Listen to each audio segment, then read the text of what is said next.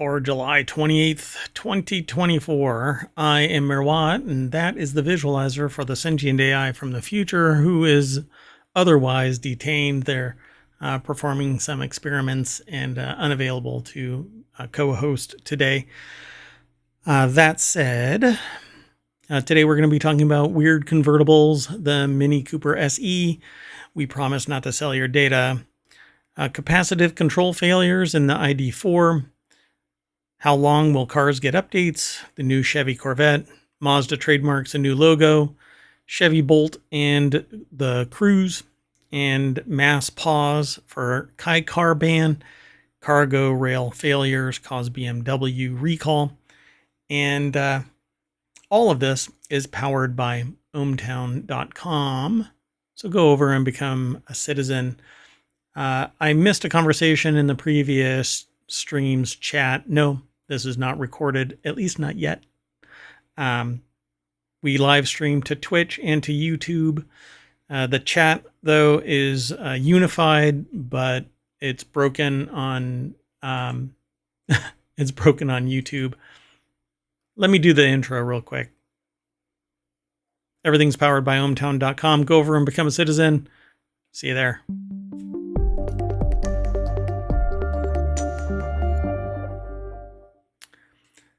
So I'm going to log into the control room for the stream, and I've never done that before because I use a different streaming setup, a different streaming computer. Basically, everything is separate, but I'm going to stream this and have the YouTube chat prominently displayed here.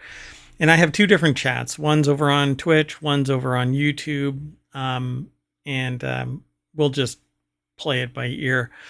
So let's get into today's articles. I hope that if you visited me from the previous show, you come back and you hang out here with 4-Wheel Tech. You asked a couple of questions, but the chat goes away over on YouTube. It's really weird. So the chat goes away for VODs, and it's maintained as a message board, basically a comment underneath the video on YouTube. But YouTube's quirky in how it is discoverable. It only displays live under the live category, and I want it part of my main feed. That's not how it works. Twitch, on the other hand, which is where I started, streams everything, including the chat, as part of its VOD. But then it deletes it after 60 days. Even though I pay for it, it doesn't save it. It extends it to 60 days. Otherwise, it would be gone in 2 weeks. Very frustrating. At any rate, now I see you. So if you ask your questions about any show, feel free to. So today, though, this is 4-Wheel Tech. This show is 4-Wheel Tech. We talk about automotive technology, and I go through 10 articles that are many of which are taken from the category at ohmTown.com, which is a news aggregation site that I put together to manage my information overload. I subscribe to a lot of news sources. I filter it all down, distill it all down, and talk to people about technology. Actually, what I talk about is science, technology, and society. It's the domain STS. That's what I enjoy talking about. So I decided to start streaming it a while back. We've been doing this for 2.5 years now. I'd love for more people to show up and hang out and talk about this stuff, and tell a friend and come and talk in real time. So at any rate, let's get into the articles that I've selected for today's show. The first one is over in 4-Wheel Tech. These are the weirdest convertibles ever built by infamous custom drop top shop. Yeah, as a Los Angeles County native, the authors here always referred to visiting Orange County as a crossing the orange curtain because of the stark shift in political tendencies. We don't talk about politics here in ohmTown. They have a place. News in the political sphere does get aggregated, but we don't talk about it. We know things work a bit differently in the OC is what it says here, but that's no excuse for the wacky convertible conversions that come out of Newport Convertible Engineering in Huntington Beach. So this article is put together by Logan Carter. As a convertible lover, they understand wanting to put the top up or top down. But this is ridiculous. So this looks like a car. It's a truck that had its top chopped. Is the flag on here put up like that so that it shows like it's moving? Okay. Anyway, there's a slideshow. I won't go through all of them. This is a convertible Maybach, but I guess they carved out the top. Only the rear portion of the roof over the back seats is retractable. Okay. It says this is so low on the list because the cloth roof on this Model S doesn't actually look bad when it's closed. I guess this is the same. A Model 3 is a smaller, cheaper, less attractive car than the Model S, so it placed higher on the list because it's surprising that someone put the money into having this compact BMW 3 Series competitor converted into a ragtop. It's kind of ugly. It's like almost somebody lost a bet. I don't know. All of these, they don't look like refined convertibles. I mean, it's obvious that it's like a patch, you know, like, hey, I dented the roof, so chop it off and make it a convertible. Oh, I don't like these. Wow. Oh my gosh. Ferrari 812 Superfast made the list because it looks alarmingly similar to a C6 Corvette convertible. Yeah. Wow. I mean, it's a beast. But at least when you're ejected from the car, you don't have to go through the windshield. You just get thrown directly out. How many are there? There's 17. Oh my gosh. I'm not going to go through all of these, but the G63 boxy military look lends itself well to geometric folding roof, especially with the little slant in the rear. Yeah, I don't know. I don't like it. There's something different to a vehicle where it's made to be a convertible. See, like that's just a mistake. All of these are. Yeah, I don't like that either. That might be fine. Might. I don't know. Definitely not a car I'd expect to see turned into a convertible, right? I mean, the type of person who would pay to have a custom convertible conversion must have a lot of money. So why not go full hog and convert something like a Bentley Flying Spur? Yeah, right. Yeah, go and check these out. We'll list all of the slides so that you can take a look at it. Ford F-150 convertible. Dear God. Just no. No. Moving on. Next article is over in Reality Hacker. I'm not sure why it got aggregated into that. It's from Wired, so maybe it's because of Wired. I don't know what ohmTown was thinking. The Mini Cooper SE is a seriously fun compact EV and can even pretend it sounds like an original Mini. Limitations linger, though, including dismal charging speeds. Yeah, that's always going to be a problem until the technology is discovered that makes fast charging all the way up to 100% possible. But usually what happens is you have fast charging up to 80%, and then you have to spend 6 to 8 hours waiting for your damn car to charge the 100%. And each year it loses 2% in overall charge capacity. So after 10 years, when you finally get rid of the car, if you do it that way, either way, it's losing a percentage or 1 to 2% every year in charge capacity. And then you give it to somebody else, and then they're saddled with a $7,000 to $14,000 battery pack replacement because they never get the range that they expected to get, even though it always gets sold that way. So buyer beware. But a Mini Cooper SE, yeah, I dig Mini Coopers. I wish that the SE was actually all-wheel drive. But I don't know. I think this is only one motor. For starters, the 2024 Mini Cooper sits on a new electric platform. It has more range and straight line performance than its predecessor, plus an all-new interior that boasts more tech and more space, despite the exterior being slightly shorter. It's because it got rid of the internal combustion engine, so it has more room. You can get rid of all of that other crap. So the new platform comes from a partnership between BMW and Great Wall Motor, the Chinese firm whose catalog of EV brands include Aura, makers of the unremarkable and unrelated O3, nay Funky Cat, formerly Funky Cat. So the new electric Cooper is made in China with extra production to commence in Oxford, England in 2026. Only then might the car head to North America, since it will no longer fall victim to import tariffs imposed on Chinese-built EVs. So let's see. All versions of the smallest Mini are now called Cooper. This includes the electric Cooper E and higher performance Cooper SE. Both reviewed here, but also the internal combustion Cooper C and Cooper S, which are available in 3 or 5-door configuration. Interesting. Okay, so the moment that you become a 5-door, it's either, well, it's usually a Countryman. Although also new, those ICE versions sit atop the old platform and are more heavily facelifted than truly all new. If the Cooper is too small for you, then there's the equally new and electric-only Mini Aceman. Or if you need even more space, there's the range-topping Mini Countryman. Countrymen are usually all-wheel drive.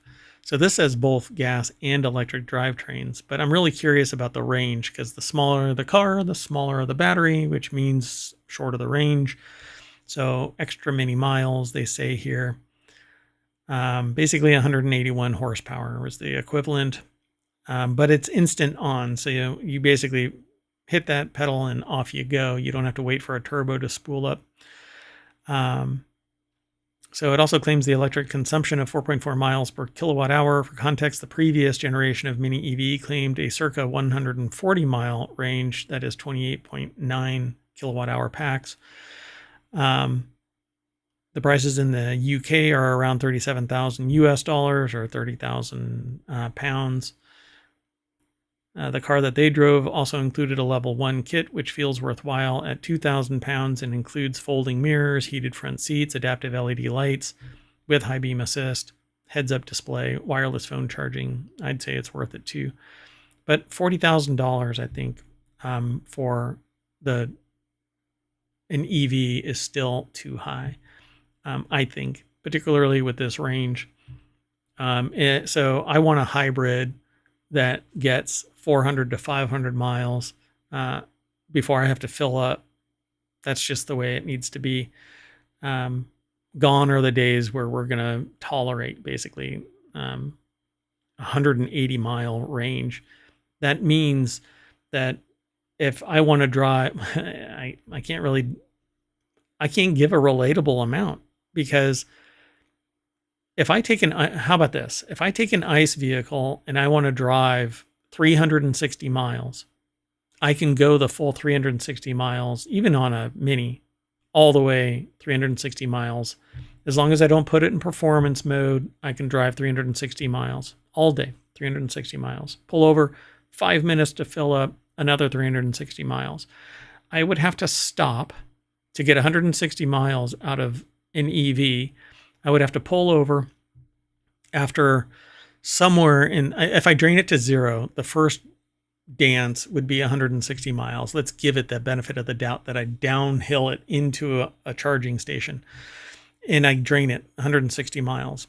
I would have to sit there for upwards of 6 hours to charge this thing back up to 160 miles. Otherwise, I charge it to 80% in somewhere between 15 and 30 minutes, typically 30 minutes.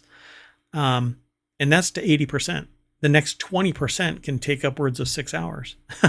So the next 150 miles is going to be the furthest I get if I drain it back to zero, which means I have to pull over, wait another 30 minutes to charge it to 80% and then drive again.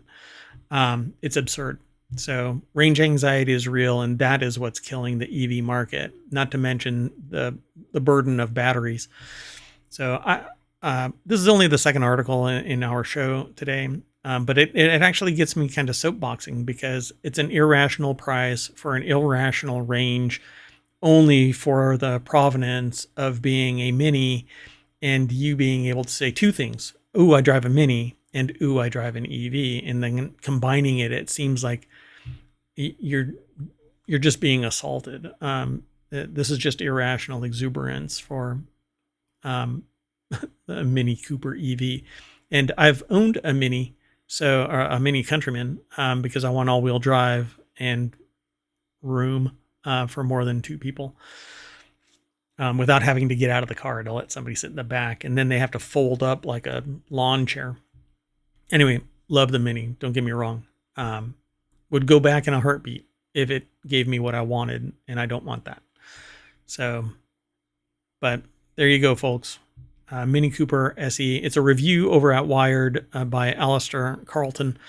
Go over and check it out. It might toot your horn. But then come back and tell me why. And if you're already in chat, either on YouTube or Twitch, let me know. I'm really curious. Why would you go this route? I know through conversations that I've had with many other people that they are doing a daily drive that's only 20 miles away. 10 miles to, 10 miles back. They park it in their garage and charge it up. That's another $8,000, $5,000 to $8,000 to get a charger that is at parity with the vehicle so that you can charge it in a relatively short amount of time. Yeah, I mean, it just doesn't make any sense. If you plan to go, you cannot risk driving 120 miles somewhere, because if there is no supercharger there, you are stuck. Nobody can come and save your butt except for a flat top carrier to come and pick your Mini up and drive your butt back to your charging station. Let's keep moving. The next article is over in Non-Sequitur News. But before I do that, if you want all of today's articles for Four-Wheel Tech, you can hit !Four-Wheel Tech, FWT, in the chat, and that will give you all of today's articles.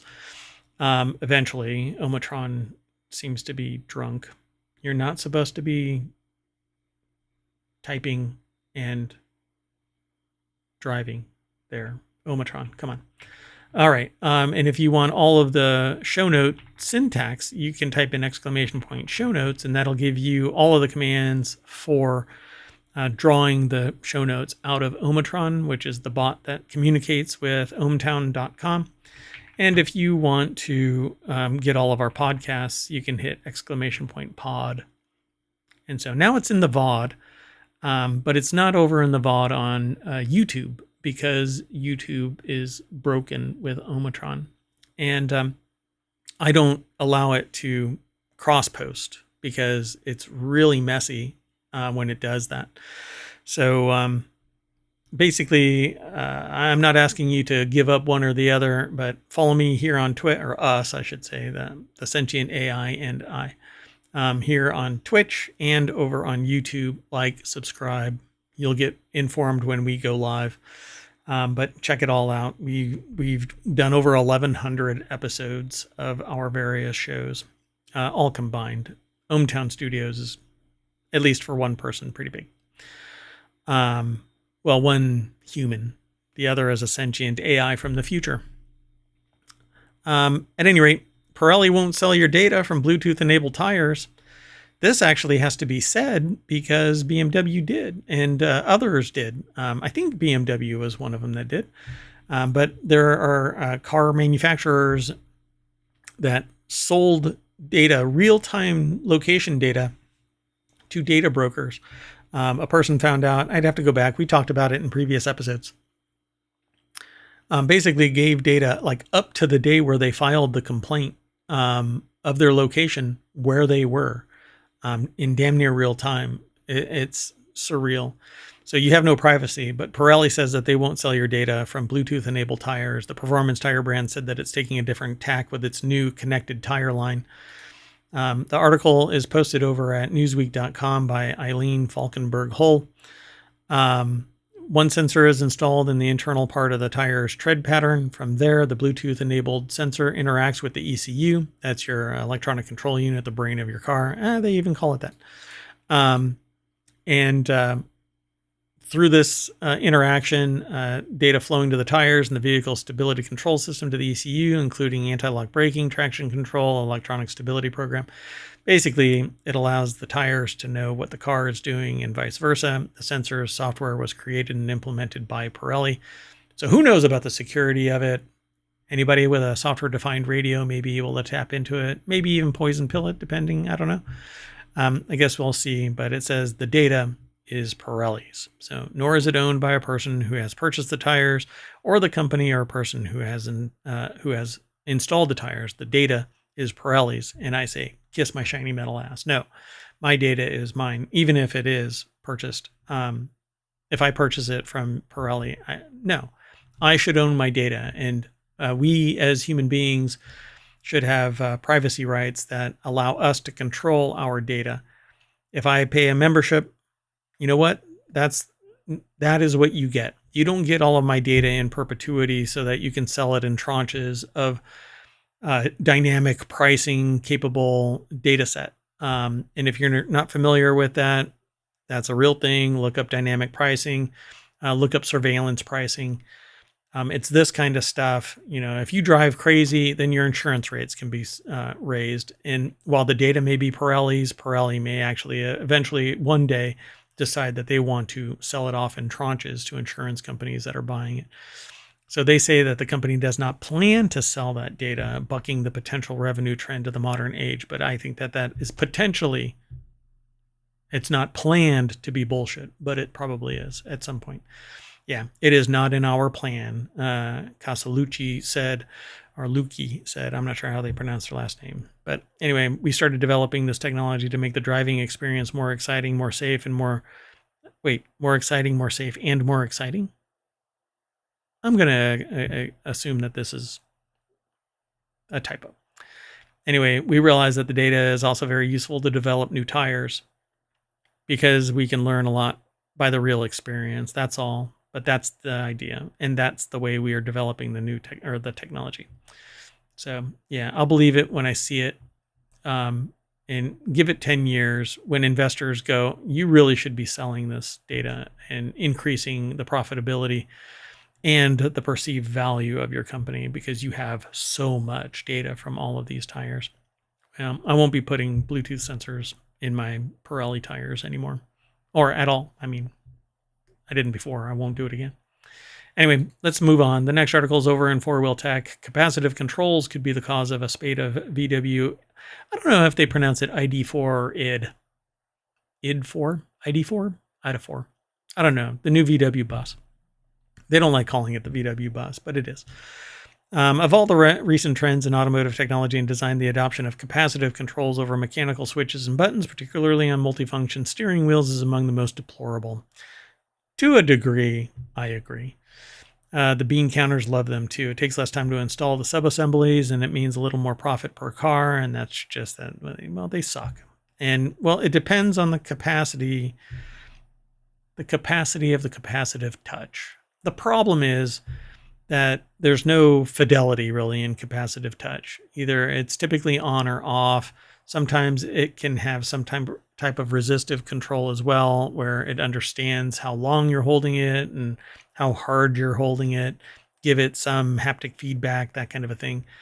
But apparently there are some problems with this because unlike buttons, like they say here, Jonathan M. Gitlin over at arstechnica.com put the article together. The deck statement says, unlike buttons, capacitive controls require just the slightest touch to activate, and that therein lies the rub. Your iPad is capacitive touch. Wherever you put your finger, it senses it. All 10, 12, I think it is the total number. And so it takes special mechanisms in place, like touch. I forgot the term of it. Anyway, to ignore certain levels of touch, or when you're using the Apple Pencil to touch the screen, it turns off fingers, other touches. So it's a thing. And while I agree to some degree, I think that we should use this technology to get rid of mechanical switches and whatnot, because those can fail as well. We just need to be able, we need to put these kind of controls in a place where we won't accidentally touch them. And that is what apparently might have been part of the problem with these VW bus crashes, the modern VW bus.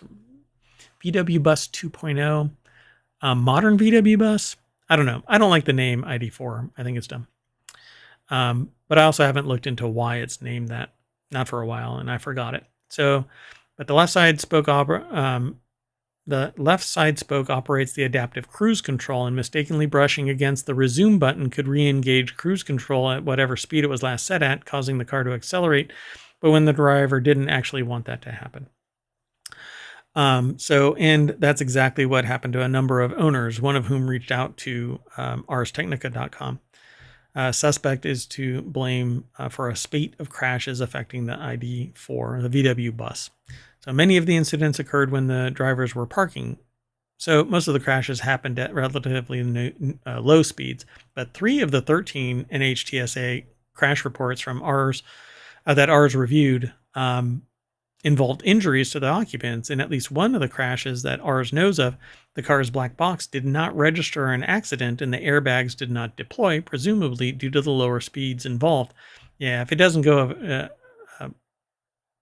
fast enough, it won't activate it because the airbags, it's such a violent launch that if it's sub 5 miles per hour and it doesn't trigger an actual switch, it's not going to go off. So maybe they hit the steering wheel or something like that with their noodle. And that's not pleasant, I think, at any speed. When I got hit, they hit me head on, and there were no airbags in the car.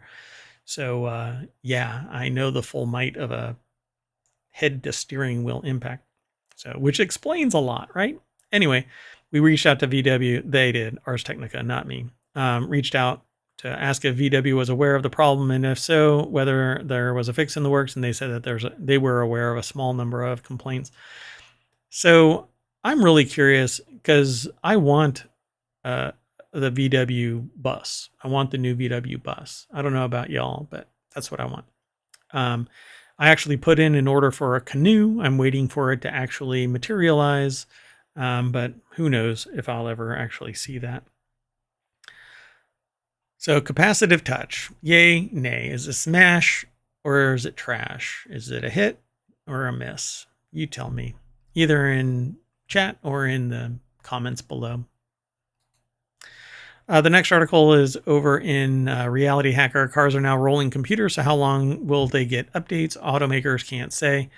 This is an article that's over at Wired. Arian Marshall is the author of this. It says phones are supported well beyond their average ownership lifetime. In stark contrast, automakers are struggling to work out how long their smartphones on wheels can be kept on the road. But most of the time, a car doesn't get computer-based updates because what it's designed to do is just be a perpetual sensor. And so it knows what it's supposed to get. It knows what it's supposed to ignore, and it's not supposed to get erroneous messages or get updates or have some problem. That's what the ECU is all about, right? Just do what it's supposed to do and not fall out of range. Sometimes a problem is discovered and a patch needs to be performed, but it's usually done by a dealership. Sometimes they're over the air. My car gets over the air and drives me nuts because I've had certain things happen that kind of just piss me off. But software has gotten infinitely more complex, which means that there are security issues and technological innovations that can be applied. And we'll talk about a couple of things as we go, I suppose. But the 3G sunset left drivers of some Volkswagens, including a handful of models built between 2014 and 19, unable to access Volkswagen's CarNet service. CarNet includes remote start, but also automated service notifications, emergency assistance, anti-theft alerts, remote automatic crash notifications, among other network-enabled features. So those older cars lost it because they weren't 3G. Everything switched 5G. So in 2022, the automaker told drivers of the affected cars, some only 3 years old, that a technical solution was delayed by the pandemic. Now then, more than 2 years later, the drivers still don't have access to telematics. So yeah, the article goes deeper into the comparison between auto and phone, but really the issue is, if a car is still in service, it needs to be capable of doing what it was purchased to do at the time of the purchase. So additional innovations be damned. I think a car should be able to do everything that it was originally purchased to do since its inception. Just because 3G vehicles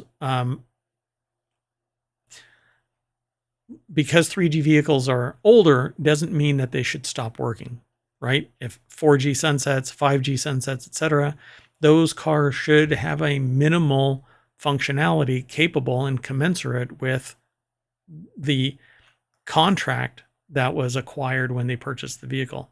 I purchased it to do X, Y, and Z. It should always do X, Y, and Z. It shouldn't, because the company decides that it's unpleasant to babysit 3G, they can just kill it, right? Stop killing cars now too. I mean, it's getting really disgusting that their convenience is my inconvenience years later. Let's keep going.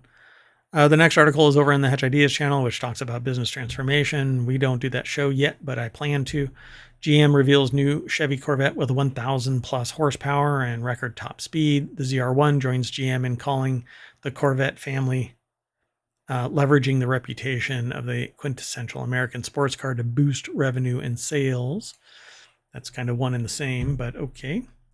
Michael Wayland over at CNBC put the article together. And the 2025 Chevy Corvette ZR1 will be powered by a twin turbocharged 5.5 liter V8 engine capable of more than 1,000 horsepower, a first for Corvette, and 828 foot-pounds of torque. The ZR1 joins what GM is calling the Corvette family, leveraging the reputation of the quintessential American sports car. A Corvette SUV has also been under consideration for several years. I can't imagine that. I don't know about you, but I can't imagine a Corvette SUV. No, just no.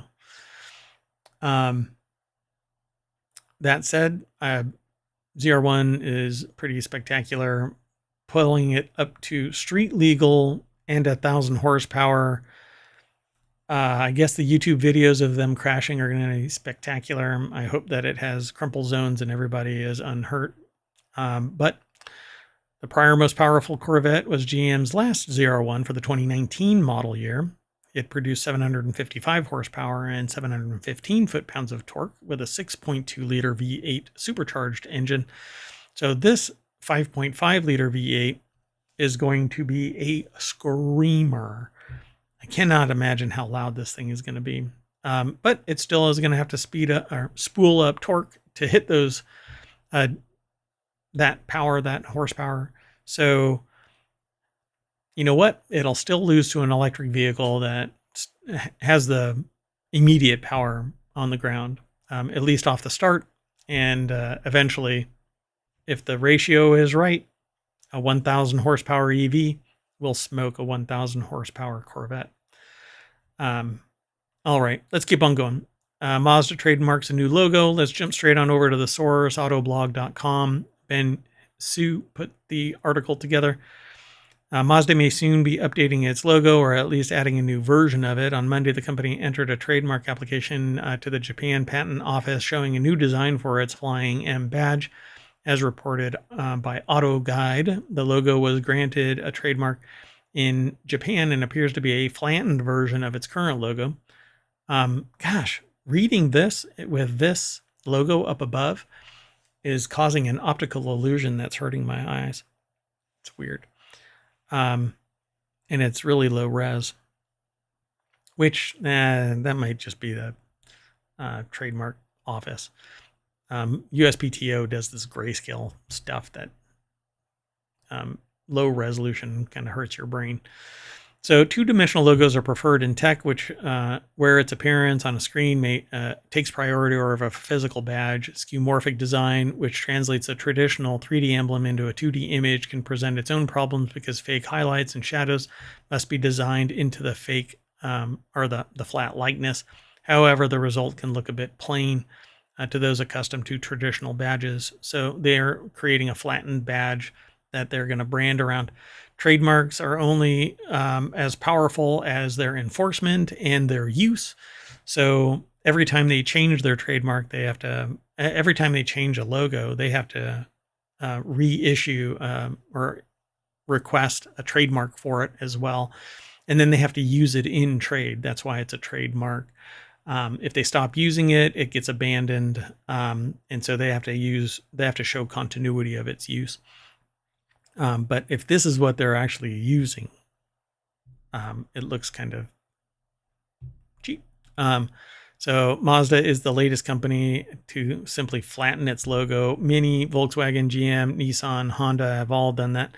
But the flattening of the logo is for different purposes than badging on a car, I would assume.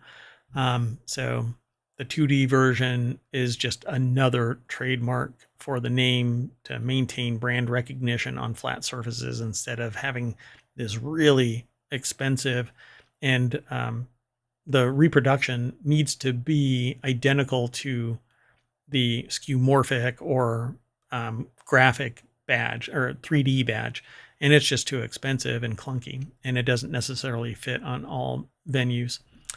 So that's why you would flatten it and do a trademark. Anyway, there you go, folks. And I don't know if there's some subtle design change. I'd have to pull up the old Mazda trademark to see if they've done anything else in the design, but let's keep on going. The next article is over in four-wheel tech as well. GM's Cruise pumps brakes on steering wheel-less autonomous vehicle and will use next-gen Chevy Bolt instead. The article is over at jalopnik.com. Andy Kolmowitz put the article together. Let me pull up the chat over on YouTube. Hello. And NHTSA never okayed the vehicle Origin, which featured no controls of any kind. And this little gadget right here doesn't have any controls. So there's supposed to be a human in autonomous vehicles. This says that NHTSA never okayed the vehicle. So General Motors is throwing in the towel on its bespoke autonomous vehicles that don't have a steering wheel called Origin. Instead, its Cruise self-driving unit is turning its focus on development efforts of the next generation Chevy Bolt. Back in 2022, GM filed a petition with NHTSA in its effort to unleash 2,500 self-driving vehicles, Origin vehicles, with no human controls like brake pedals or steering wheel annually. They've never allowed it. So according to Reuters, NHTSA has done nothing with it. So now the Origin with its subway-like doors and campfire seating, you actually look at each other, which is yay, unless it's a stranger and they have no qualms about privacy. And then things get really weird. Anyway, spokesperson for General Motors told Reuters GM and Cruise are optimizing resources to focus development on our next generation autonomous vehicle for the next generation Bolt instead of the Origin. So why redesign everything when you can just send out 5,000 Bolts, which have smaller footprints? So you need more of them to accomplish what might be a miniaturized version of mass transit. Hey, yeah. Anyway, that's what it looked like. So you can get 6 people in there. Or 20 if you lay them like cordwood. Anyway, $583 million. The decision to pause the Cruise production at its plant in Detroit cost the automaker $583 million. Yeah, okay, well now share the wealth with everybody else, right, in the company. Don't absorb the profits and then give it to investors. And give it to the people that make your company go, you know? Maybe that's just me, but I'm not the CEO or board of GM. Still, Cruise will soldier on without its bespoke vehicle. CEO Mary Barra reportedly said that in recent months, Cruise resumed testing of its robotaxis with human safety drivers in 3 cities and recently hired a new CEO. Oh, wow. So CEO Mary Barra reportedly said ... and they recently hired a new CEO. Yikes. Anyway, previously Barra said that the business could theoretically generate $50 billion in revenue by 2030, according to Reuters. All right. Self-driving unit has only cost money so far. $8 billion since 2017. Whoops. All right. Let's keep going. The next article, and second to last, the penultimate, is over in four-wheel tech, and I'm picking a fight. So I had people kind of get bent out of shape that I said that there are bans for Kai cars, and it's absolutely true. There are bans. Enthusiasts all over the U.S. love tiny Japanese Kai cars, so naturally state governments are coming out of the woodwork to ban them without good reason. That's according to the author. Massachusetts is the latest to give the state bans a shot, but lawmakers and their secretive backers are facing stiff resistance from JDM enthusiasts. Not sure about secretive backers, but Amber De Silva over at Jalopnik put this article together, and it says Massachusetts joins the ranks of states trying to eliminate God's favorite vehicles from their roads, but enthusiasts aren't going down without a fight. So they typically don't have the same resilience as conventional cars, right? They're smaller.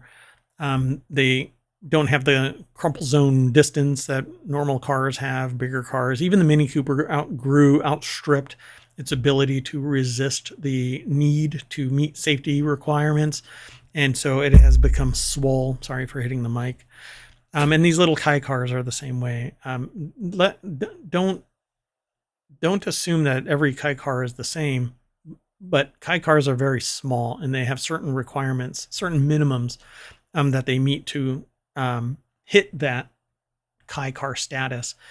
So the weird thing about it though is that the list of Kai cars include things that aren't Kai cars.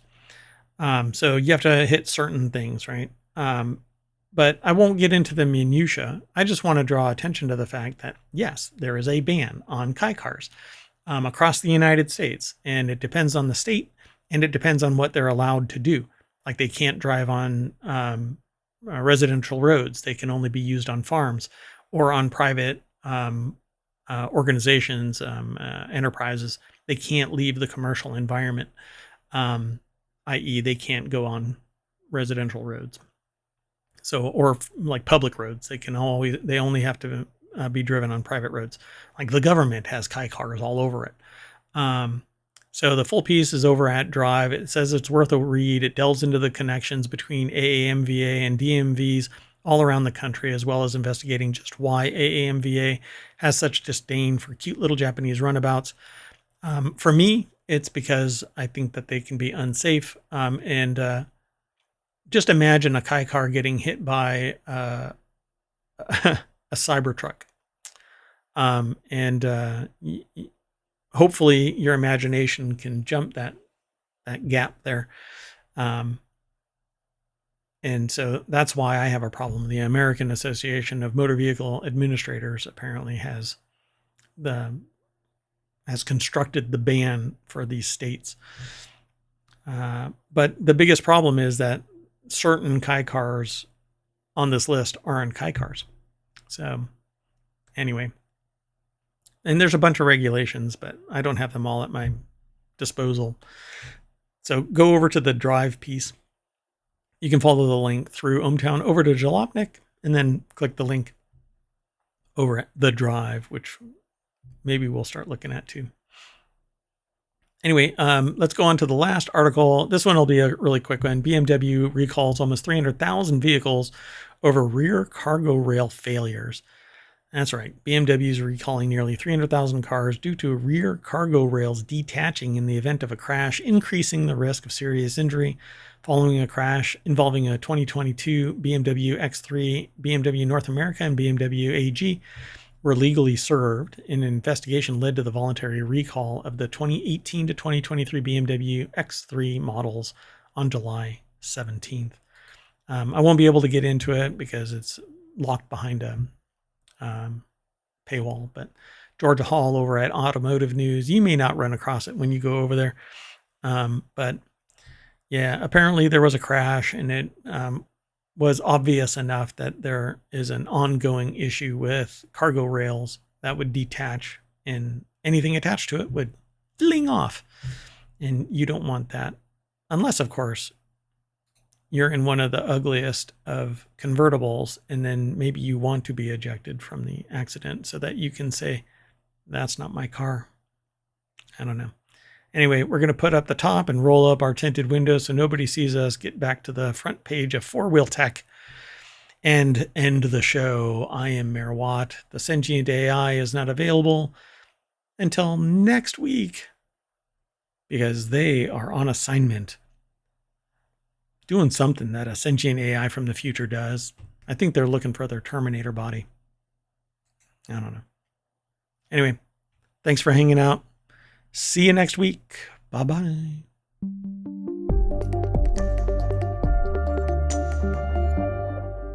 Ow, I pinched my finger in my cyberfrunk.